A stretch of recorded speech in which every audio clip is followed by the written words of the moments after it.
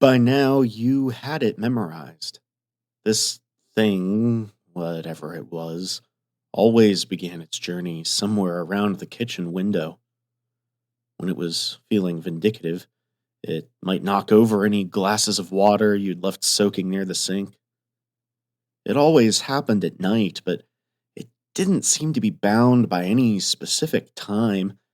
Its only pattern seemed to be that it wouldn't operate when the sun was out. Sometimes it would knock things over downstairs for a bit. Sometimes it came straight up the stairs. Honestly, half the time you slept through it. You'd come to an understanding that you and this ghost both had to share the same space. It left you mostly alone, so you tried to return the favor. It was quieter than usual tonight. You really only heard it because you'd been having trouble sleeping. You listened to it creak through the kitchen and then make its way up the stairs. You appreciated the ghost keeping it down for once. You had a big day planned for tomorrow. You always slept with your door open. There was only one vent in your room, and if you didn't, you'd either be freezing or sweating, depending on the time of the year. Sometimes the ghost nudged your door open even more as it came in, and well, this was one of those nights. You listened to it creak across your floor as you watched the rain fall outside. But soon the pitter-patter of raindrops was joined by a new sound. You heard a noise that your ghost never makes. You heard the sound of breathing. And all at once you realized that tonight, instead of a ghost leaving peacefully out your window, someone else might be making their escape. Someone freshly coated in your blood. And as you try and turn around, ripping your blankets off is The Podcast Inside Your House by Annie Marie Morgan and Kevin Schrock, with today's episode written by John Iger and originally adapted especially for Octoberpod. But first, a little bit about Octoberpod. Ooh, new Octoberpod promos. Let's hear what we've got. Octoberpod AM. Retro horror for bold individualists. Listen bi-weekly wherever you get podcasts. Subscribe to Octoberpod Home Video for true, true-ish, and classic tales of horror and the paranormal. New videos each month, only on YouTube. For retro horror of impeccable taste, listen to Octoberpod AM, wherever you get podcasts. You're listening to the smooth sounds of retro horror on Octoberpod AM with your host Edward October, the best horror narrator. Wherever you get podcasts. Stay spooky, mes amis. Wow, that was weird. Tape must have gotten possessed. I hate when that happens.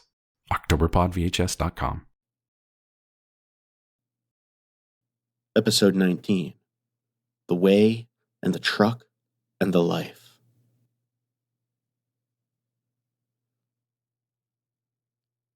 Now, don't let anyone tell you there's no such thing as ghosts.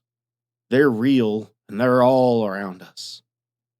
But maybe they're not quite what we think they are. This thing happened to me, it must have been 20 years ago, probably more, back before the streaming services and before everyone had a digital camera in their pockets.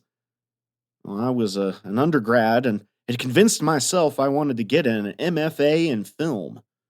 So I had tried to get jobs at movie theaters and video rental stores during breaks as a way to build up a resume for my budding career in film that never really ended up getting off the ground.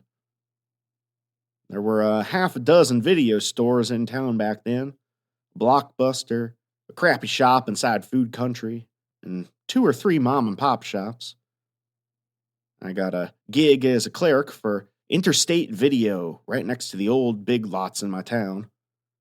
Now, this story had a videography side business, which meant they'd go and videotape your wedding, graduation, bar mitzvah, or whatever, and give you a professionally edited video of it. I told the boss about my film school aspirations, and I talked my way into a side gig as the junior videographer. Well, it was fun work, but I had to attend so many goddamn weddings. I can't tell you how many times I filmed a bride dancing with her father to the song Butterfly Kisses. It's gross. And my job was to basically shoot B-roll. My partner, an older guy named Donnie, senior videographer, shot all the A-list footage and then edited the tapes from our 2 cameras together in the back room in Interstate Video. And so this fucked up thing happened at a wedding we videotaped one August. The wedding ceremony was held at this Lutheran church at the edge of town. It was funny, it felt like we were far out in the country, out in the middle of nowhere, but we were in fact just 1 block over from the town's busy, historic main street. There was a street festival in full swing, tourists were everywhere, and the streets were clogged with pedicabs giving sightseeing tours, but you'd never be able to tell that from over at the wedding venue. It was such a beautiful church, especially compared to some of the podunk old churches we usually covered, or at one wedding we did that was held in a bingo hall. The church was on a lot adjacent to a historical site, some Civil War battlefield or something, that had been converted to a memorial park with a big pavilion. So when the ceremony was over, everyone just walked over to the pavilion for the reception. So, where was I here? Oh yeah, beautiful church. So, whenever I shot video, I'd take every opportunity to show off my skills, in case Donnie would notice during editing. I love the films of Mario Bava, and, oh god, this is nerdy. Bava would do this thing where he'd zoom in onto an object that catches the light, like a candle flame or a chandelier, and then he'd dial down the focus until the light becomes fuzzy, abstract shapes before dissolving to the next shot. And I was messing around with my camera's manual zoom and manual focus before the ceremony. I was trying to replicate the Bava zoom dissolve effect on the stained glass window that was backlit by the sunlight and glowing really nicely. Now, in the process of doing that, I noticed 2 things. The first was some fancy old English lettering on the back wall of the sanctuary. It said, "I am the way and the truth and the light." Except the lettering they used was so ornate that the word truth looked more like truck. And this cracked me up until I noticed the second thing. It was a very thin person, all dressed in orange from head to foot, with a hood pulled down to cover most of their face. Whatever they were wearing, it was so loose and baggy on them that it resembled a ceremonial robe or a shroud. At first, I thought it was someone very old because of their, hunched over posture.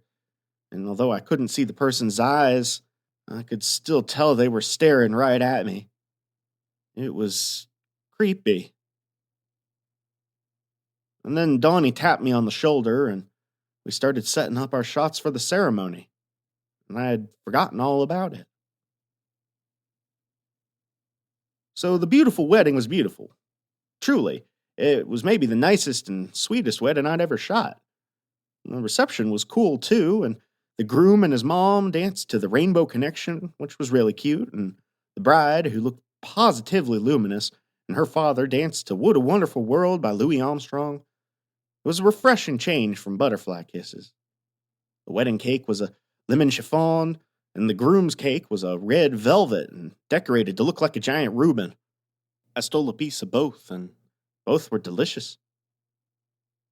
It was right at sundown, and the reception started winding down so that everyone could throw birdseed at the bride and groom as they rode off into the sunset. Now, I'd shot a lot of weddings and seen a lot of newlyweds drive off in limos, stretch limos, party buses, horse-drawn carriages, classic cars, a fire truck, and once a canary yellow monster truck called the Big Skillet. But this couple drove off in one of those pedicabs from on the main street. Now, those things, they're also called cycle rickshaws, but Pedicab sounds, I don't know, less cringe. If you've never seen one, it's just a little open top carriage or wagon, usually big enough to hold two people on a bench seat, and it's pulled by a bicycle. This particular one could hold four passengers facing each other. Now, this presented a technical challenge for us because they wanted us to video their pedicab ride down Main Street, which was, as you might recall, only a block over. Now, even though it was a four-seater, it was too tight for four people plus the bulky camera equipment. So Donnie told me to stay behind and shoot the departure from outside the pedicab, and he'd shoot it from the inside. Now, this was all cool to me because that meant I could hang back, pack up our gear, and maybe scavenge some more of the cake and some of those little bite-sized ham biscuits. Now, the pedicab wasn't gone more than 5 minutes, and the wedding guests left behind started to thin out. I remember I was alone and hauling gear on the shaded pathway between the pavilion and the church. I remember the setting sun was burning up the sky with bright streaks of orange, and the horizon had gone to ash gray. And then, well, I can't explain it. It was like a wind swept its way toward me, but not a wind made of air, a wind made out of nervous energy and dread. None of the wedding guests were near me, but after a while it seemed that they all started to murmur and then to pack closer to one another, and then they were all around me. Before I knew it, I had moved as part of the crowd of wedding guests, like driftwood on an ocean wave, and then we were on the sidewalk on the main street, amidst a lot of shouting and weeping. Somewhere a little ways off, the groans of people in pain, and now the fire and the rescue vehicles were arriving, and with them the horror of shrieking sirens and a confusion of objects lit up with the alternating red and blue lights, and our bodies were being pulled from the twisted metal in the pavement and strapped onto gurneys and pushed into the ambulance. So what had happened was this. The bride and groom's pedicab left the venue and pulled onto the main street. I don't know who was at fault. That's been hotly discussed in the civil suits that would follow, but whatever. A large pickup truck, a Ford F-150 or something like it, swerved out of his lane and struck the pedicab from behind. The truck wasn't even going that fast, but it didn't need to be. The driver of the truck would later say in deposition that he'd swerved to avoid hitting a pedestrian in some University of Tennessee hoodie. Well, no one was able to back that statement up, though. From what I understand, the passengers were all catapulted out of the cab. Donnie and our camera equipment were tossed onto the pavement, and it destroyed his leg. I'm not sure how many surgeries and pins and plates he'd need to put his leg back together, but Donnie still walks with a pronounced limp to this day. The pedicab driver got off the easiest with a broken collarbone and some bumps and scrapes, but the bride and groom, well, they weren't so lucky. People who'd been there to see the accident happen said that those two went sailing through the air. The groom struck his head on a parking meter. He would be pronounced dead an hour or two later after being med-flighted to a head trauma unit. The bride landed on a parked Volkswagen and suffered a fair amount of damage to her spine and broke just about every bone on one side of her face. I mean, what can I say? It was a horrible tragedy, and, well, I spent the rest of the evening feeling like I'd been punched in the stomach. I made it back to the wedding venue with the rest of the wedding guests. I remember there was a lot of sobbing, but I had a very practical problem on my hands. I was stuck there. Donnie had been my ride to the wedding, but he was being rushed to the ER, presumably with the keys in his pocket. I had to call my dad to pick me up, and I was the last one to leave. So I had a lot of time to contemplate mortality and fate and the whole Megillah while sitting on the steps of a church that became creepier and creepier as the sun sank its way beneath the horizon.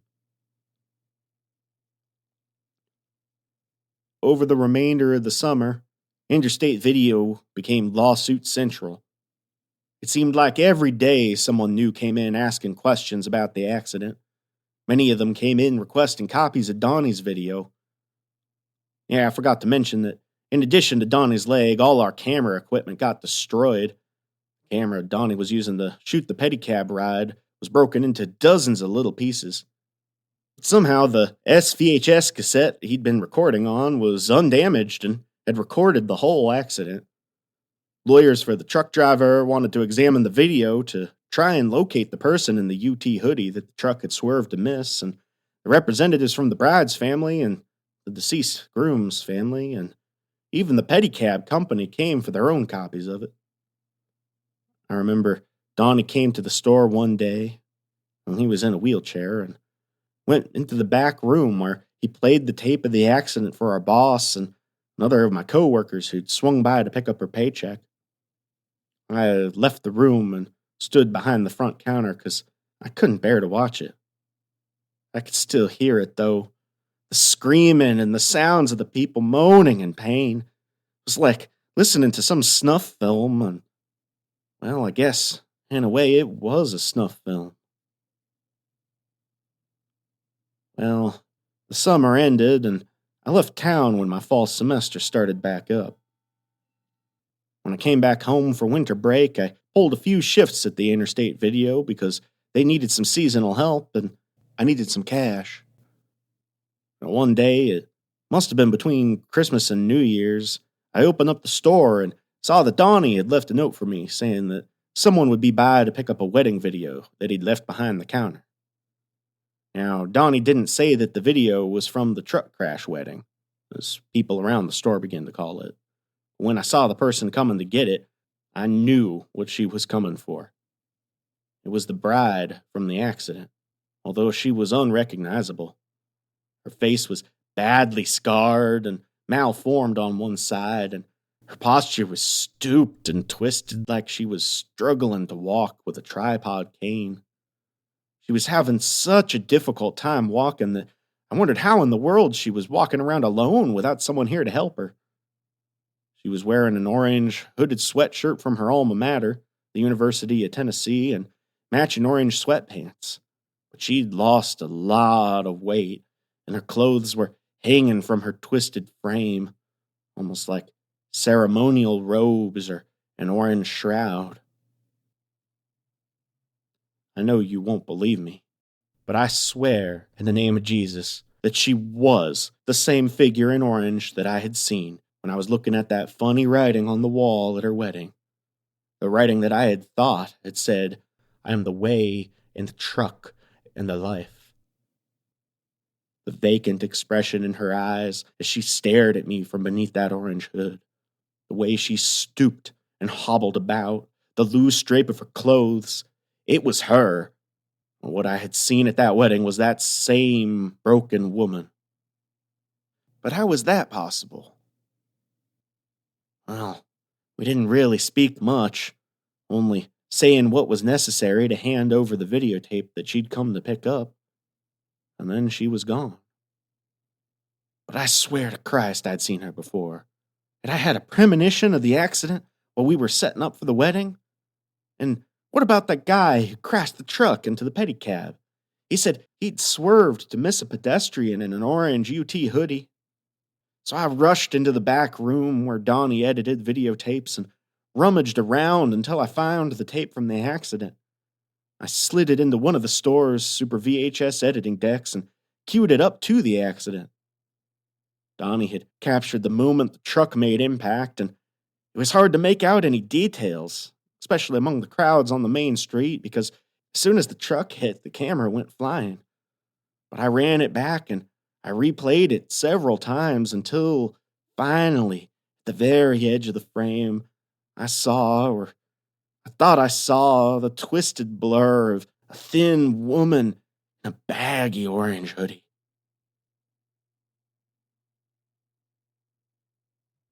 Thank you for tuning into this episode of The Podcast Inside Your House. To hear every tale of terror as they're released, subscribe to our show on your podcast app or on YouTube, or follow us on Facebook or X. And Until next time, keep your ears to the ground, and preferably on your body, too. You never know when the universe is trying to tell you something. You always need to be ready to listen.